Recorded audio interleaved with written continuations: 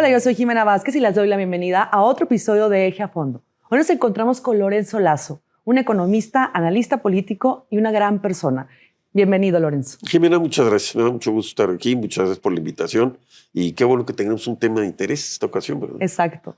Platícanos, ¿quién es Lorenzo para empezar esta entrevista? Yo conozco, mucha gente conocemos a Lorenzo Lazo, pero quiero que nos platiques tú. ¿Quién es Lorenzo? ¿Qué estudió? ¿Qué ha sido de su carrera política? No es fácil uno hablar de uno mismo, pero yo te diría que me defino como un mexicano de tiempo completo. Ok.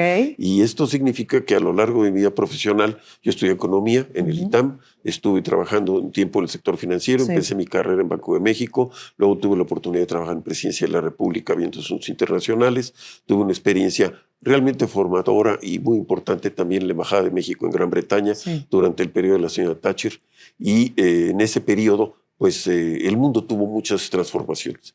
Regresé al sector financiero en el año de 83 para hacer el pago de la indemnización de la banca nacionalizada, ya para que entrara al total control del gobierno.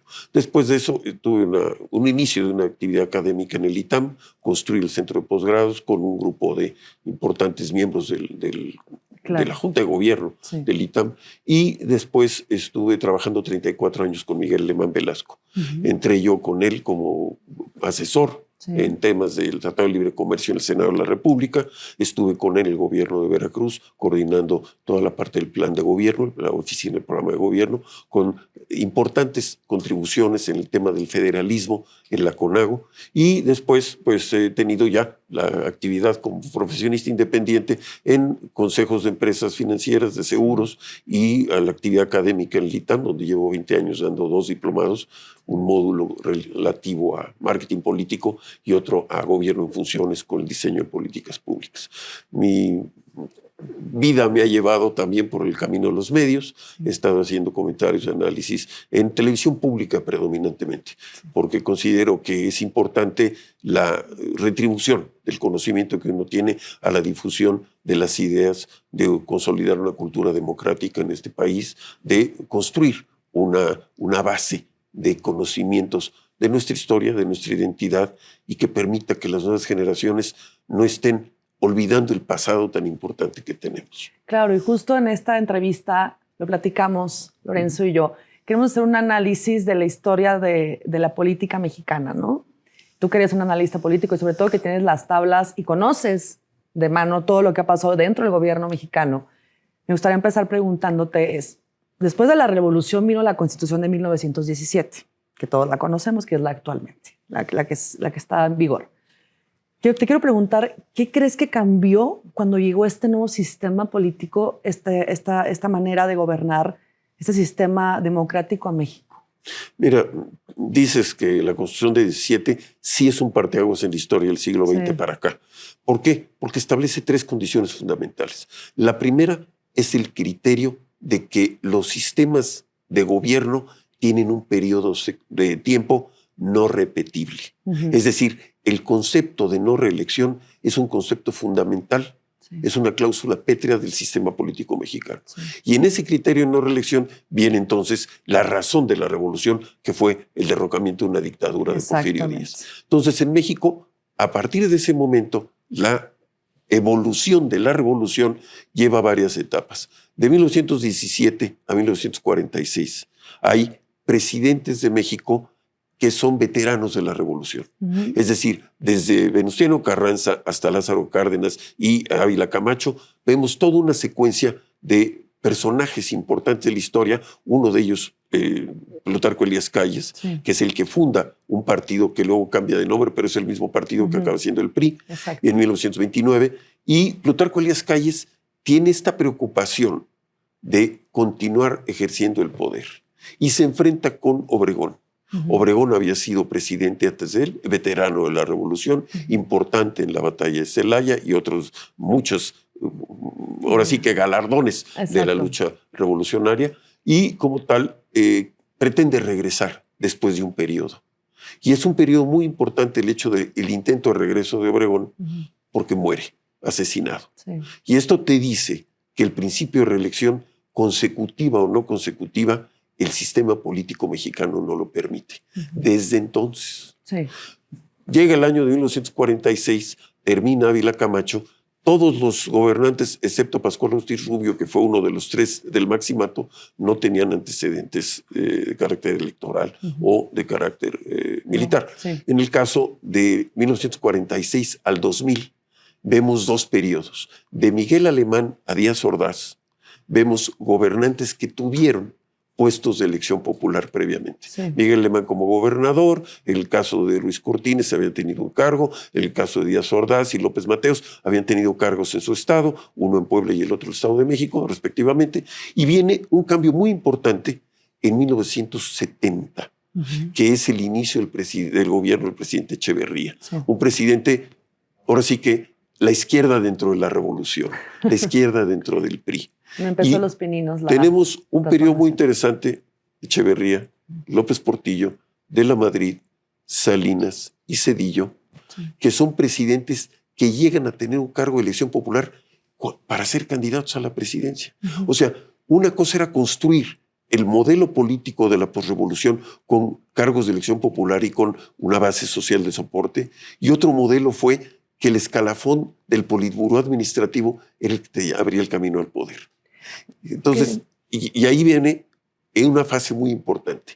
En el último cuarto del siglo XX se crean organismos autónomos. Uno de ellos de gran importancia, no solamente la parte del Banco Central, que es intocable, sino el hecho del Instituto Federal Electoral, Instituto Nacional Electoral ahora.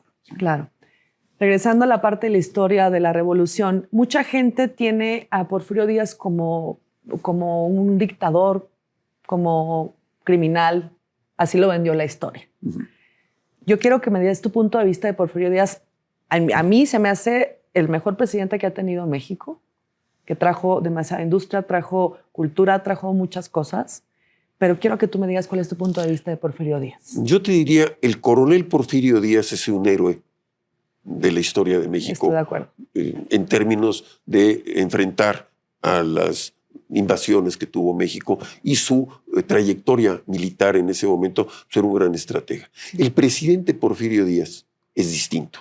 Sí. El poder embriaga de autoritarismo y entra en una época que ahorita está muy de moda del, vamos a llamarle, el cultivo del ego, el culto a la personalidad. Entonces yo creo que a Porfirio Díaz le pasó lo que le pasa a muchos políticos que no saben cuándo deben irse. No se dosifica. Y en el momento que un político cree que es dueño del poder, el poder se respeta. Y cuando el político no respeta al poder, se lo cobra la historia. Yo creo que cuando el político se cree dueño de la gente, ahí empieza el problema, ¿no crees? Dueño del cargo. Y le impone el cargo a la gente. Entonces, Porfirio Díaz debió haber sabido cuándo se iba, porque su inversión, los ferrocarriles, la modernización, una parte muy interesante con Madero de por qué se quita la artillería del puerto de Salina Cruz durante la Revolución, siendo el oaxaqueño. Y todos estos episodios que yo recomiendo al público leer el libro de Katz, que se llama La Guerra Secreta, que es un libro fundacional de entender la Revolución Mexicana desde los despachos de las embajadas extranjeras. No, bueno, claro. Súper interesante. Es muy diferente lo que dicen los despachos, lo que pasa en México, lo que dicen los periódicos, lo que dicen los medios y lo que dicen los medios fuera de México. Y hay una trilogía, Jimena, también muy importante, Fernando Benítez, que habla de la revolución del caudillismo y de la transición con Cárdenas a un sistema más estable. Es importante leer esos libros, es importante entender que nuestra historia es acumulativa. Sí. En el momento que no es acumulativa, puede ser regresiva. Claro. ¿Y no crees que cometemos los mismos errores algunas veces? No solo los mexicanos, también los humanos. Creo que todo regresa, ¿no? Es como la moda. La moda regresa cada 20 años. A veces yo tengo ese pensamiento de que los sistemas democráticos y los nuevos partidos y las nuevas personalidades que están en la política regresan, o sea, volvemos hay un retroceso, ¿no? ¿No crees? Mira, Colin Wood tiene un libro sensacional que se llama La idea de la historia, que te dice que los hechos devienen. No es que haya círculos, sino espirales temporales. Y de repente en ese sistema hay alternancias. Echeverría fue muy de izquierda. Sí. López Portillo fue más de centro. De la Madrid y Salinas fueron de derecha. Zedillo quiso regresar a la izquierda. Fox impone una derecha que ni él mismo entendió, ¿verdad? y te lo digo porque quizás sea un tema que habremos de comentar. Fox quiso gobernar el México del PRI sin el PRI. Sí. Fox no entendió la gran fuerza que tuvo su imagen para imponer, desarrollar y lograr cambios institucionales profundos, y se dedicó a una administración trivial, Sí. muy superflua, quizá basada en su falta de conocimiento y falta de cultura. Justo llegamos a este punto donde el PRI estuvo pues, como el único partido muchos años. De 29 a 2000. Exactamente. Y son varios PRIs, varias etapas, varios grupos que se pelean entre ellos por el poder, pero finalmente el ciudadano vive, vamos a decir, tripulado por este partido político. Y justo en el 2000 vemos este cambio donde llega el PAN, llega Vicente Fox, un candidato pues irreverente, diferente, no normal a lo que veíamos en el PRI, en un gobierno muy tradicional, dentro de un PAN. Conocemos un PAN tradicional y cuando llega Fox vemos otra cara del PAN. ¿Tú qué opinas de esto? ¿Qué opinas de esta transición del PRI-PAN?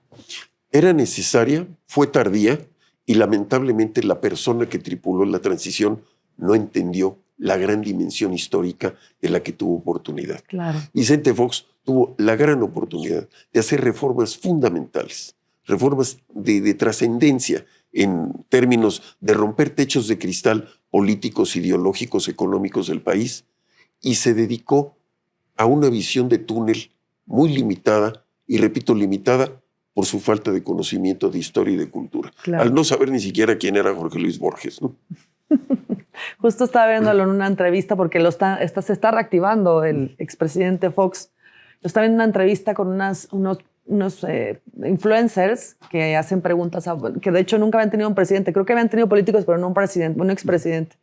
Y le empiezan a preguntar una serie de cosas y o sea, yo sigo viendo la misma esencia de responsabilidad política.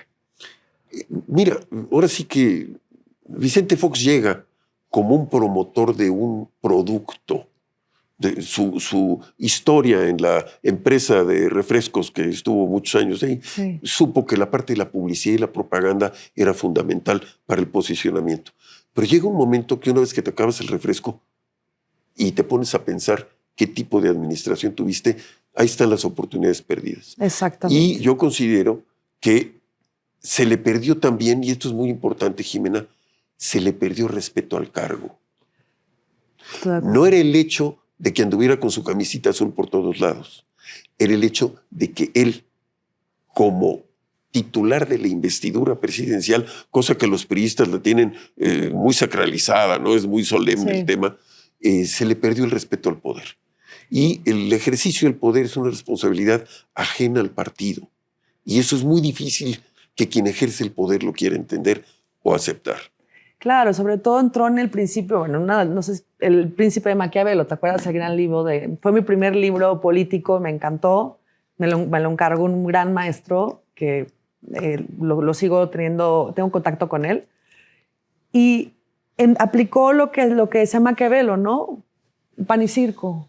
Pero no solamente eso, y qué bueno que hablas del Príncipe de Maquiavelo, yo te diría que hay dos libros que hay que leer muchas veces en la vida. El Príncipe de Maquiavelo. ¿Estoy de acuerdo? Y El Principito de Saint-Exupéry. Sí, claro. Son dos libros que te hacen revisar en conciencia temas importantes. Sí. ¿Qué significa el cambio? Era muy importante que México en 1994 se abre al libre comercio. Sí. El libre comercio, a diferencia de lo que estaba pasando en Rusia en ese momento, se abre primero en México el sistema competitivo de mercado, y en Rusia se quiso abrir el sistema competitivo de partidos. Gorbachev no pudo transitar. Sí. Salinas en México sí pudo transitar en abrir un sistema competitivo de mercado como precondición social a un sistema competitivo de partidos. Claro. Y abrió el camino a que las minorías tuvieran más representación, más participación y más acceso al poder. Porque antes eran minorías que estaban decorativas. Sí. Pero llegó un momento que en el año 2000 todos los partidos empiezan a aceptar, a lograr y a experimentar el ejercicio del poder. En alcaldías, en congresos locales, en Congreso Federal y en la Presidencia de la República. Claro. Justo ya pasamos el tema de PRI, PAN, y sigamos en la línea de esta nueva tendencia, este nuevo partido, esta nueva expresión política que se vuelve la Cuarta Transformación. La cuarta transformación de México con Andrés Manuel, con Claudia. ¿Tú qué piensas? ¿En verdad sí se ha hecho una transformación o nos hemos retrocedido? El primer cuarto del siglo XXI ha sido un periodo de experimento político para México. Sí.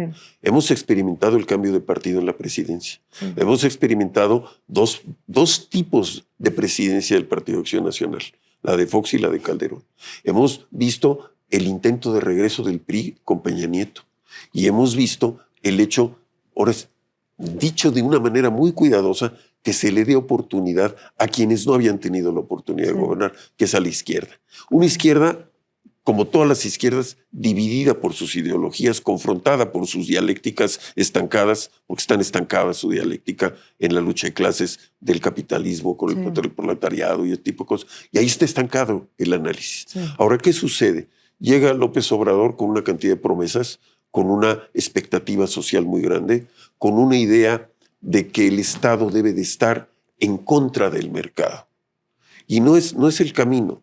Es el Estado y el mercado como dos motores de operación, de equilibrio, de oportunidad, de respeto a los derechos de los ciudadanos y de construcción, que esa es la parte más importante que hay de defender, de los modelos institucionales que garanticen las libertades ciudadanas, no que las cancelen, no que las condicionen, no que las sometan o no que estén determinadas por la voz de una sola persona. Claro. Entonces, lo que pudiera entenderse como retroceso es el desmantelamiento de las instituciones autónomas que garanticen las libertades y los derechos del ciudadano. Exacto. Un país, Jimena, donde la persona que sale a la calle tenga tres cualidades: su seguridad física, la seguridad y el respeto de sus derechos y la seguridad y el respeto de sus posesiones. Estoy de acuerdo. Me encantaría tener más tiempo para poder seguir platicando contigo de la historia de México, pero esto puede durar 3 horas, 2 días, porque la historia de México es larguísima y todo lo que hemos vivido, los cambios, todo lo que ha sucedido actualmente en este país, con lo que estamos en el Mundial, con lo que está pasando, lo de la CENTE, han pasado muchas cosas, pero me gustaría terminar preguntándote, tú viendo la visión del futuro de México, ¿qué 3 cambios le darías a México políticamente? Primero, el nivel del debate. Lo tengo que decir con mucho cuidado, lo he dicho de muchas maneras y lo voy a repetir hoy. La democracia no se construye a mentadas de madre. Estoy de acuerdo. Por lo tanto, el respeto al cargo público es el respeto al ciudadano que se representa. Exacto. No podemos seguir teniendo un debate legislativo de un nivel tan vergonzoso. Tenemos que cambiar a los legisladores que lleguen improvisados por legisladores que lleguen con conocimiento y respeten a sus representados. Con cuadros. Entonces, ¿qué es lo que yo veo en el futuro? La construcción de un país donde todas las voces tengan derechos, no donde las de un partido sí y las de otros no. Yo veo un país donde el sistema de representación sea legítimo, abierto, plural y tenga un sistema de justicia no que defienda al gobierno o a un partido, sino que defienda al ciudadano. Sí. Y tercero, muy importante, se tiene que pensar en un sistema económico abierto, competitivo, de economía formal. Sí. No podemos tener un país donde la economía informal crece como escudo donde se esconda la economía ilegal. Se le ha dado mucha libertad a la economía informal y detrás de ella está escondida una economía ilegal que nos está poniendo en riesgo a nivel internacional. Entonces, esos 3 elementos yo te diría: respetar el poder con un nivel del debate de calidad que respete al ciudadano, abrir los caminos de evolución económica de México donde todo el mundo tenga una voz, un derecho y un patrimonio legítimamente logrado que transfiera a las siguientes generaciones. Las democracias europeas se construyeron con un sistema parlamentario de calidad y con un sistema económico que permitiera la construcción de un patrimonio heredable que construye una base de una clase media estable, competitiva, crítica, muy importante que sea crítica y que tenga libertades. Y tercero, el hecho de que haya un sistema de justicia que defienda al ciudadano y no que proteja al delincuente. Escucharon a Lorenzo Lazo, un gran analista político. Dinos dónde te pueden escuchar. Sé que estás en otros programas. ¿Tienes algún programa de televisión en otra? Pues soy invitado por el gobierno del Estado de México, en la televisión mexiquense. Sí. Se llama Nuevo Mundo, canal 34.1. Estamos en la semana, de los martes en la noche. Entonces, pues ahí me tienen las órdenes en las redes sociales y en el ¿Tus redes sociales, por favor? Lazo Margain. En Twitter, en Instagram predominantemente. TikTok todavía no le entro porque es demasiado exigencia de tiempo y estamos con muchas cargas. Claro que sí. Si quieren escuchar más de Lorenzo, ya lo escucharon, está en Televisión Mexicanse. Sí. Y qué gusto tenerte el día de hoy. No se olviden que estamos cada semana con entrevistas en Eje a Fondo.